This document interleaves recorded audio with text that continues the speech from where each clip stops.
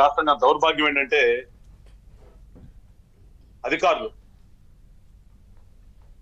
ఎవరైతే ప్రజల సొమ్ముతో వచ్చేటటువంటి ప్రజలు కట్టిన ట్యాక్సులతో వచ్చేటటువంటి డబ్బుని జీతాల రూపంలో తీసుకుంటూ సకల సౌకర్యాలు అనుభవిస్తున్నారో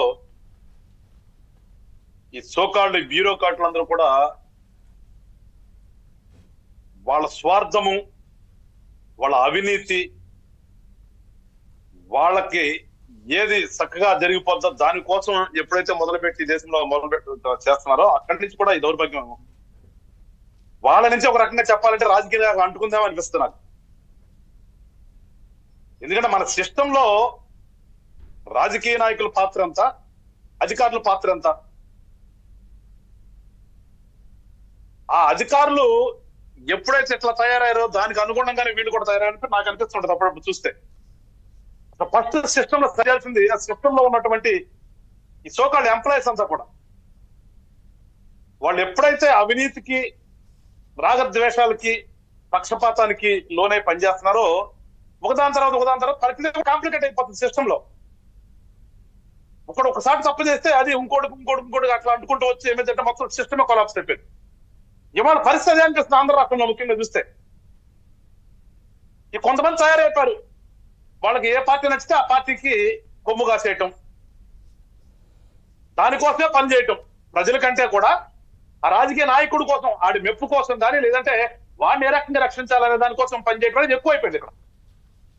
దాని పర్యవసానమే ఇవన్నీ కూడా. లేకపోతే ఇందాక మీరు అందరూ మాట్లాడినట్టుగా ఎప్పటి నుంచి జరుగుతుంది ఈ సిస్టమ్? ఇవాళ కొత్తగా పుట్టుకొచ్చిందా? ఇవాళ పుట్టుకొచ్చింది కాదు కదా.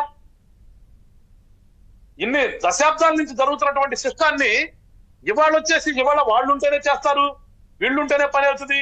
మరి మీరంతా ఇంతకాలం మీరు పొడుస్తున్నది ఏంటి? మీరంతా కొన్ని లక్షలు జీతాల రూపంలో కానీ, మీకు సకల సౌకర్యాలు మీరుండే ఇంటి దగ్గర నుంచి మొదలు పెడితే, మీరు తిరిగే కారు దగ్గర నుంచి మొదలు పెడితే, మీ ఇంట్లో కనుక ప్రతి వస్తువు కూడా జనం డబ్బే కదా.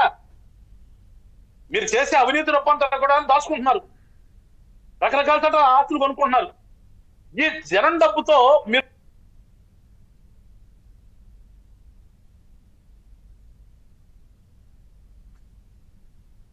ఇవాళ ఆపద్ధర్మం, ఇవాళ ప్రభుత్వం ఎలక్షన్ రోడ్డు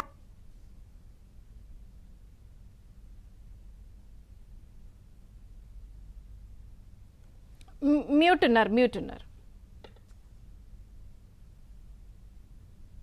ఈ ఆపద్ధర్మంలోకి వచ్చిన తర్వాత పరిపాలన అంతా కూడా సిఎస్ చేతిలోకి వెళ్తుంది.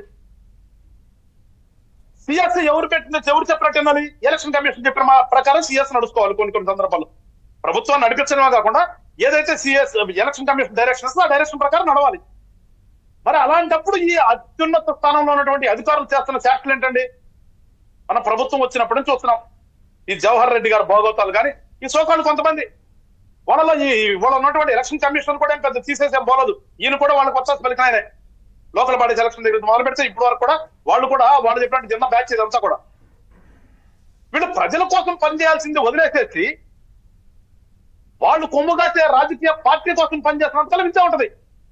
మేము చెప్పేది ఏంటంటే, జనసేన పార్టీ ఎప్పుడు కూడా ప్రజలకి అసలు జరుగుతున్నది ఏంటి, పరిపాలన ఒక రాజకీయ పార్టీ మీరు వేసిన తర్వాత మీ ఓట్లతో గెలిచి వచ్చి 5 సంవత్సరాలకు పరిపాలన చేస్తానని ప్రమాణం చేసిన తర్వాత వీళ్ళు చేస్తున్నది ఏంటి అనేది మీరు ఒకసారి గమనించండి రా బాబు అని చెప్తున్నాం మేము.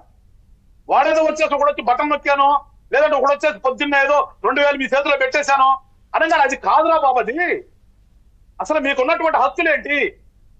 మీరు ఎవరైతే ఓటేశారో ఆ ఓటు ద్వారా గెలిచినటువంటి వ్యక్తి మీకు చేయాల్సిన పని ఏంటి? లేదు ఈ వ్యవస్థలో కూర్చున్నటువంటి ఒక ఉద్యోగస్తుడు మీ ట్యాక్సుల రూపంలో వెళ్ళేటువంటి డబ్బుని ఆ బడ్జెట్ నుంచి జీతాలు తీసుకుంటున్నాడు, వాడు చేయాల్సిన విధేంటి అనేది మీరు తెలుసుకుని మీరు కూడా ప్రశ్నించండి.